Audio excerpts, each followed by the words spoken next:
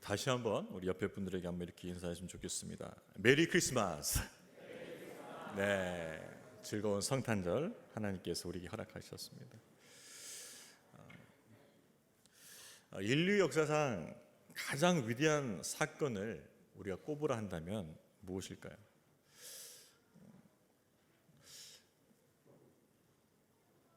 사실 알고 있었는데 설교를 준비하면서 이게 더 문득 마음에 와닿더라고요. 인류 역사상 정확한 그 시간을 알 수는 없겠지만 인류가 시작된 그 역사 이래로 가장 위대한 사건을 하나 꼽는다면 그게 뭘까요? 그것이 바로 하나님의 아들이 이 땅에 오신 사건입니다. 하나님의 아들이 인간으로 이 땅에 오신 그 사건이 인류 역사상 가장 위대한 사건이라는 것이죠. 이것을 어떻게 우리가 증명할 수 있을까요? 우리가 기원전, 기원후를 얘기하는데 그 기원전과 기원후를 구분하는 그 기준이 뭐냐? 바로 예수님 탄생이라는 거죠. 그러니까 역사는 예수님 탄생 전의 역사와 예수님 탄생 이후의 역사를 갈리는 거예요. 그래서 하나님의 아들이신 예수께서 이 땅에 오신 것이 인류 역사상 가장 위대한 사건이라는 거죠.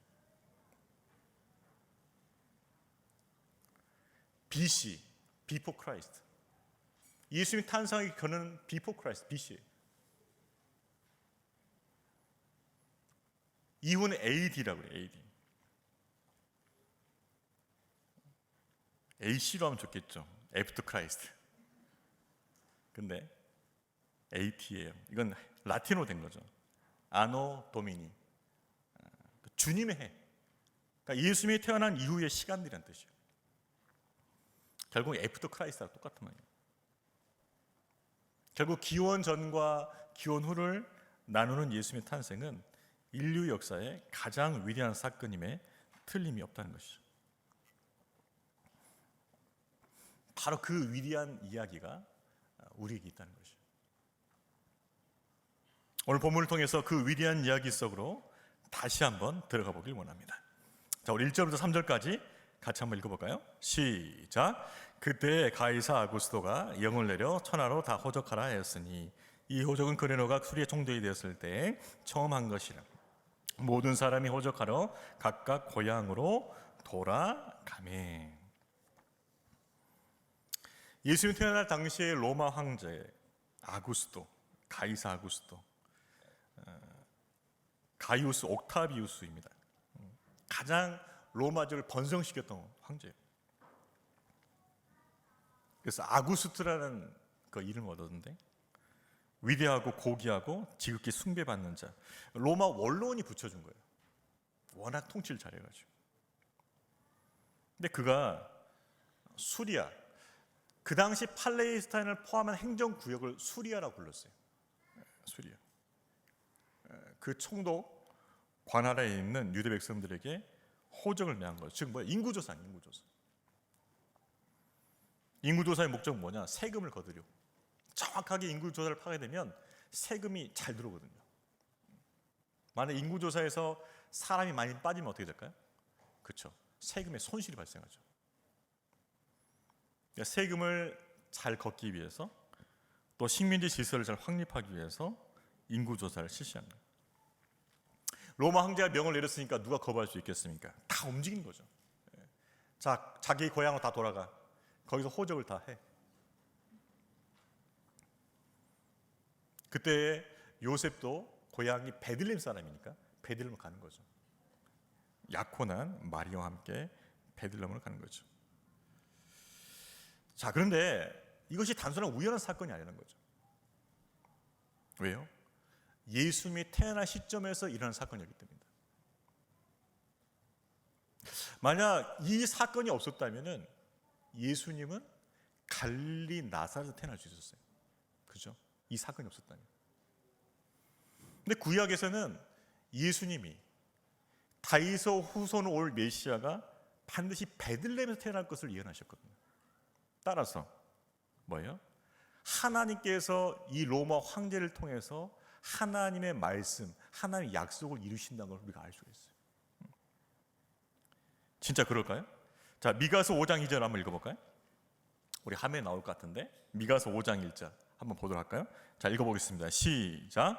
베들레헴 에브라다야, 너는 유다 족속 중에 작을지라도 이스라엘을 다스릴 자가 내게서 내게로 나올 것이라. 그의 근본은 상고에 영원히. 베들레헴, 내게서 누가 나온다고요? 이스라엘을 다스릴 자가 나온다. 하나님께서 미가 선지자를 통해서 이미 예언하신 것이죠. 그 예언을 로마 황제를 통해서 이루려고 하시는 거죠. 이것을 통해서 우리가 알 수 있는 것이 무엇일까? 하나님은 비록 하나님 믿지 않는, 하나님 알지 못하는 이방 왕이라 할지라도 그들을 통해서 하나님 일을 이루신다는 거죠. 하나님은 믿는 사람들의 왕만이 아니시라 믿지 않는 세상 왕들도 하나님께서 다스리신다는 거죠. 이스라엘 백성들이 타락했습니다. 그때 느부갓네살 왕을 통해서 그들을 포로되게 하셨어요. 70년 동안. 그러다가 그들이 회개하자 다시 페르시아의 고레스 왕을 통해서 이스라엘로 다시 돌아가게 하셔요. 이스라엘 백성이 한 것은 아무것도 없습니다. 하나님께서 이방 왕을 통해서 포로가 되게 하시고 돌아가게 하시고 모든 걸 다 이루셨던 것이죠.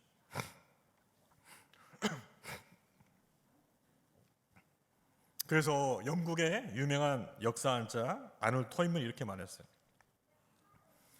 세상의 역사는 교회를 축으로 도는 바퀴다.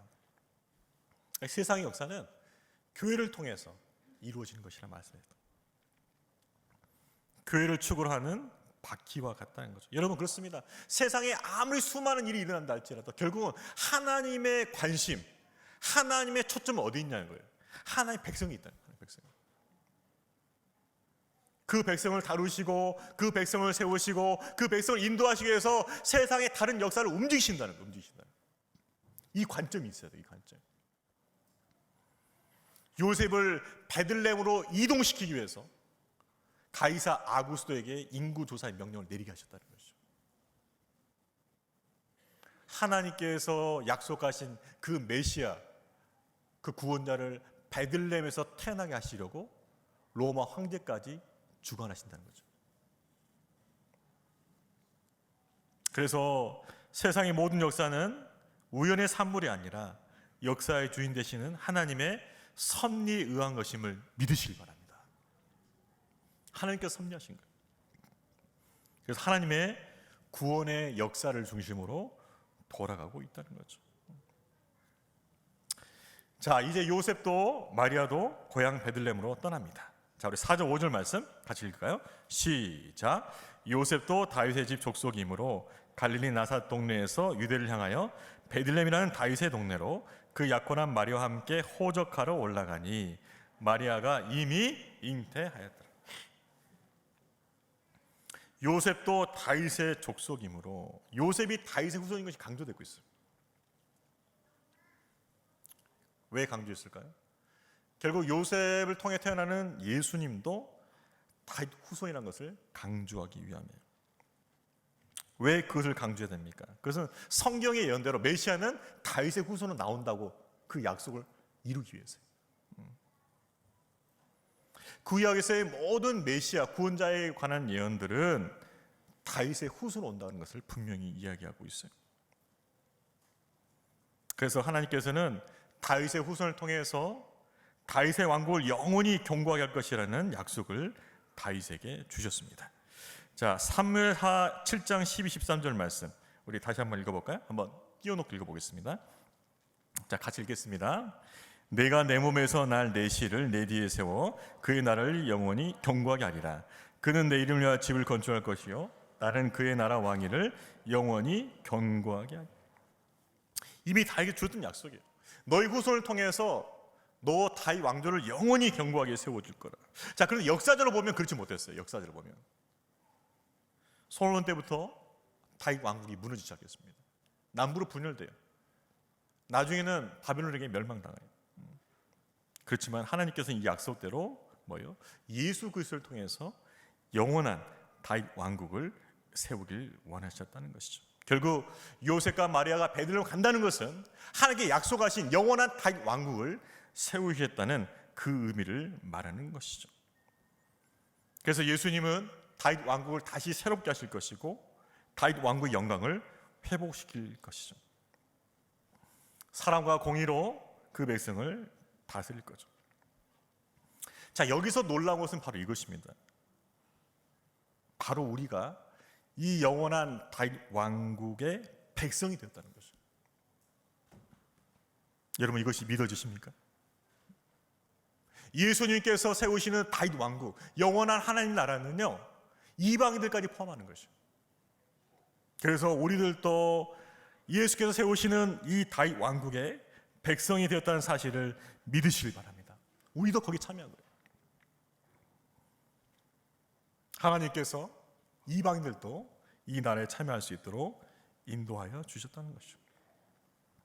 그리고 이 하나님 나라, 이 다윗 왕국에 우리의 참여와 함께 영광과 권세를 누리고 있다는 것이죠. 여러분, 이렇게 이해하시면 돼요. 사랑 나눔으로 여러분이 곳곳에 방문하고 계실 텐데, 한 선교센터를 간 지체들의 증언이에요. 이 선교센터는 코로나 중에 불이 났어요. 불이 나가지고 다시 지었어요. 많은 교회들이 후원하고 우리 교회도 후원했습니다. 지었는데 너무 잘 지은 거예요. 너무 잘 지었어. 그래서 어떤 분들이 가서, 야, 우리 교회보다 더 좋다. 너무 잘 지어가지고. 처음엔 낡아서 초란 건물이었어요. 그런데 그것을 부수고 다시 새롭게 지었을 때 더 크고 더 웅장한 건물을 짓게 된 것 같다는 거죠. 여러분, 그렇습니다. 유대인만이 아닌 이방까지 포함하는 다윗 왕국, 영원한 그 왕국을 우리 가운데 허락한 줄로 믿으시기 바랍니다. 우리도 거기 참여했다는 거죠. 그래서 우리도 영원한 다윗 왕국의 백성이 되었다는 것입니다. 그것을 우리가 기뻐할 수 있는 거죠. 누구 때문에? 예수님 때문이죠. 그렇습니다. 우리 이방인까지도 영원한 하나님 나라에 동참하게 된 것을 기뻐할 수 있기를 주의 이름으로 축원합니다. 우리가 구분의 백성이 되는 거죠. 한번 우리 고백해 보도록 하겠습니다. 저는 하나님 나라의 영원한 백성이 되었습니다. 이것이 우리의 기쁨이에요. 나같이 작은 자를 저 영원한 다윗 왕국의 백성으로 나를 삼아 주셨다는 것이 감사한 거죠. 자, 그런데 베들레헴에 도착했을 때 안타까운 상황이 발생하죠. 어떤 상황일까요? 마지막 6절 7절 읽어볼까요? 시작. 거기 있을 그때에 해산날이 차서 첫 아들 나라 강보에 싸서 구유에 누웠으니 이는 여호와 안에 있을 곳이 없습니다. 마침 도착했는데 있을 곳이 없어요. 아마 당시에 많은 사람들도 여호와를 찾았겠죠. 호적 조사 때문에 북적거렸어요. 늦었던지 아니면 좋은 여호와를 놓쳤던지 여호와를 잡지 못했어요. 또 가난했던 이유도 있겠죠.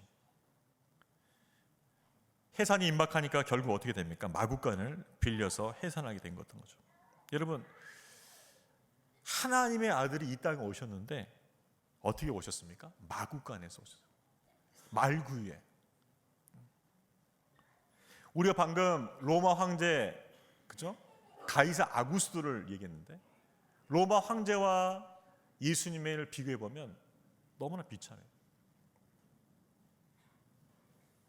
얼마나 초라하고 비천한 탄생입니까? 여러분, 아무리 비천해도 마구간에 태어날 수 있을까요? 혹시 여러분 여기서 마구간에 태어난 분 계십니까? 한번 손 들어보세요. 없죠. 나는 말구유 출신이다. 있나요? 없습니다. 그런데 예수님은요, 마구간에 태어나신 거예요. 가장 비천한 탄생으로 오신 거죠. 탄생만 그런 것이 아니에요. 삶도 그랬습니다. 예수님께서 공생에 다니실 때 쉴 만한 어떤 방학간도 없었어요. 이리저리 돌아다니셨어요.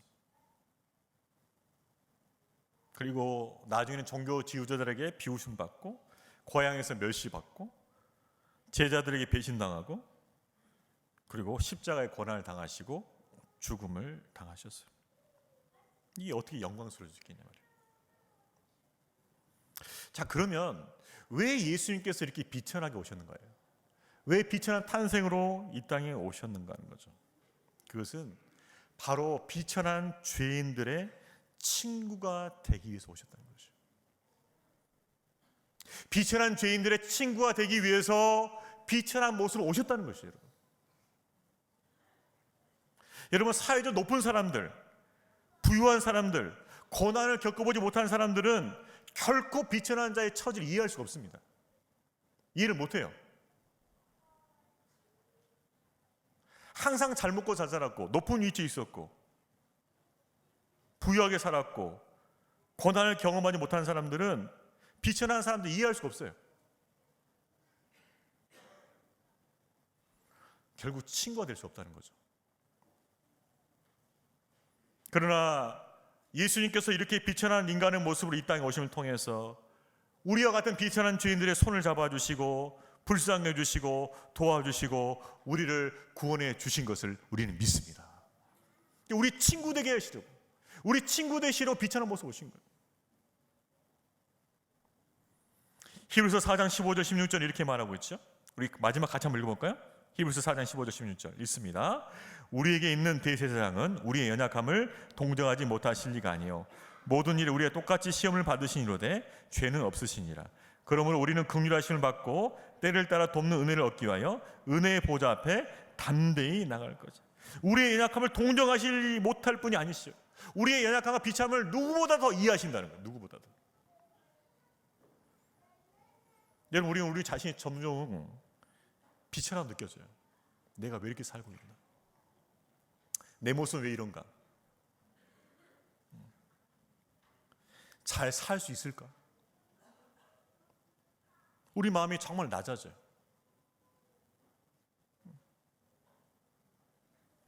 그런데 다른 사람은 다 몰라도 우리 예수님께서는 우리의 이 비천한 마음과 상을 다 아시고 우리를 헤아려 주신다는 거죠. 비천한 우리의 손을 붙잡아 주시고 하나님 앞으로 인도하시려고 우리의 친구로 예수님께서 오신 줄로 믿으시기 바랍니다. 그러니까 우리 가운데 마음이 어렵고 힘들고 정말 내 삶은 비참해, 힘들어, 낙심돼. 그럴 때 예수님의 이름을 불러보시기 바랍니다. 그 예수님께서 여러분을 찾아와 주셔서 여러분을 가장 위로하시고 격려하고 세워주시는 여러분의 진정한 친구가 되실 줄로 믿습니다. 친구 되시러 오신 거예요. 예수님께서 여러분 친구 되시러. 오늘 학습 입교 세례 받으신 분은 너무 좋으신 거예요. 예수님 여러분의 친구 되러 오신 줄로 믿으시기 바랍니다.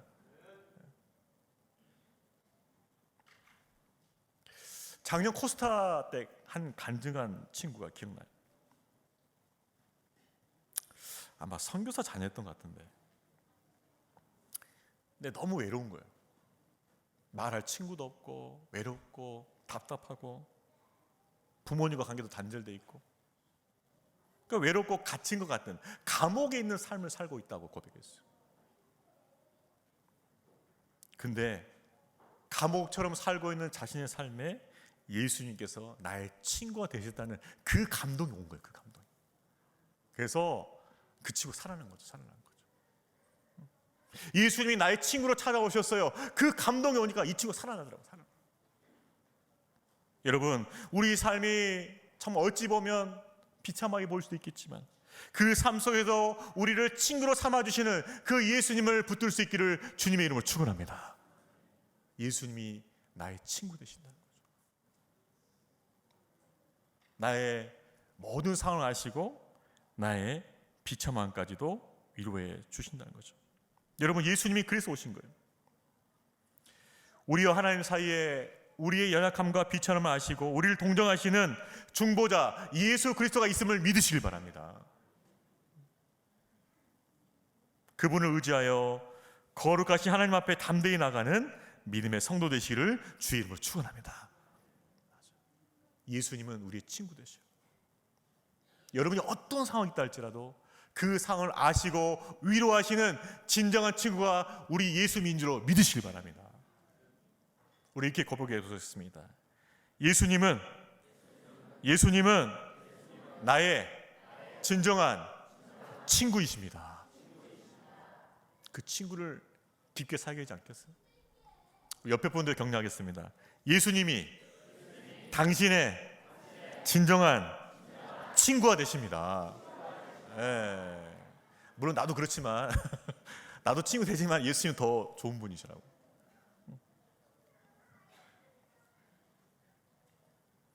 이 소식을 전하지 않겠어요? 여러분, 세상에는요 비참하게 사는 사람 많아요. 근데 우리에게는 친구 대신 예수님이 있잖아요. 그 예수님을 통해서 위로와 사랑을 받으며 그 예수님의 위로와 사랑을 전할 수 있는 우리 성도 되시기를 주의 이름으로 축원합니다. 그것이 성탄절의 의미라 생각인데, 말씀을 정리하겠습니다. 예수 그리스도를 이 땅에 보내셔서 우리를 천국 백성이 되게 하신 그것을 기뻐하고, 또 예수 그리스도를 의지하여 거룩하신 하나님 앞에 나오게 하는 하나님의 사랑을 기뻐하고 감사하고 즐거워하는 복된 성도 되시기를 주의 이름으로 축원합니다. 그런 복된 성탄절 되기를 축복합니다. 그 성탄의 기쁨. 야, 내가 영원한 다윗 왕국의 백성이 되었다. 예수님이 나의 친구 되셔서 내 손 이끌고 하나님 아버지께 인도하셨다. 그 사랑 앞에 기뻐하고 감사하고 즐거워하는 복된 성탄절 되시기를 주의 이름으로 축원합니다. 우리 다 같이 자리에 서서 이 찬양 부르도록 하겠습니다.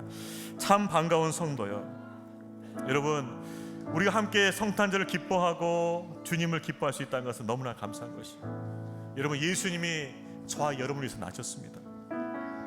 우리의 친구 되시려, 비천한 가운데 우리 죄인들 위해서 친구 되시고 예수님 나셨어요. 그 예수님을 기뻐하고 그 예수님을 감사하고 그 예수님을 즐거워하는 복된 성도 되시기를 축복합니다. 우리 감사한 마음으로 기쁜 마음으로 힘차게 이 찬양 부르도록 하겠습니다.